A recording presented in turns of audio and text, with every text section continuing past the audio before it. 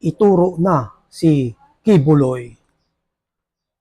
Alam daw ni dating President Rodrigo Duterte kung nasaan si appointed son of God, Pastor Apollo Kibuloy, pero hindi raw niya sasabihin.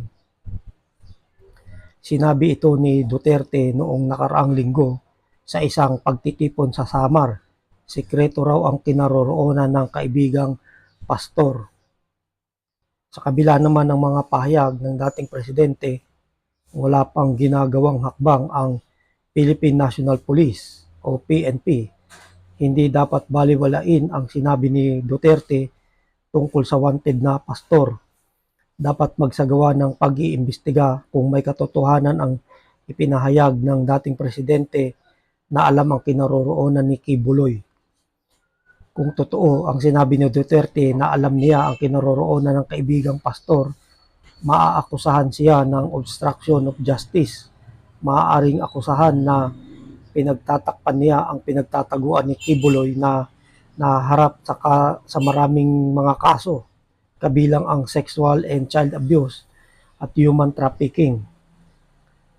Ayon naman sa tagapagsalita ng PNP na si Colonel Jean Pahardo, tinitingnan nila na baka nagbibiro lang ang dating presidente.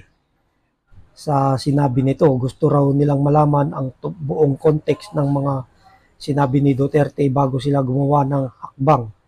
Pero aaksyonan daw nila ito kapag nakakalap ng mga ebidensya.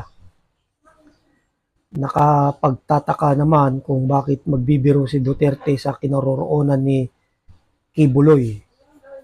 Bakit kailangan gawin niya ito? Bakit kailangan pang isikreto? Una na niyang sinabi noon na dapat sumunod sa batas si Kibuloy.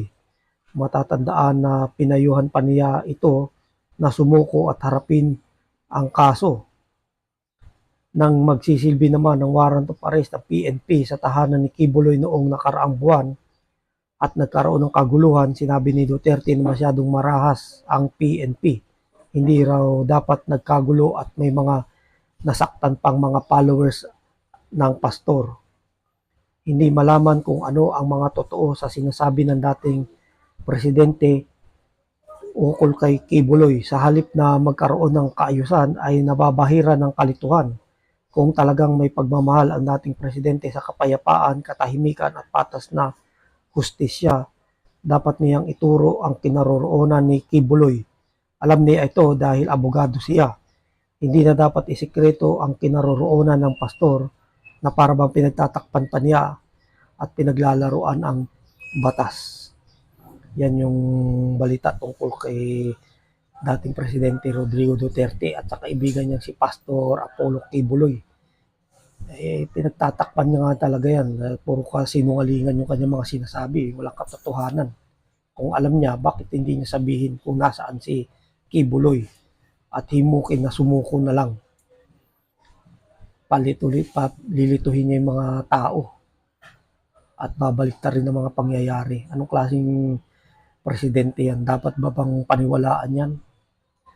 Dapat yan wag nang tangkilikin at wag nang hangaan o iboto. Yung mga yan, wag nang iboto kung sakaling kakandidato ulit sila sa eleksyon.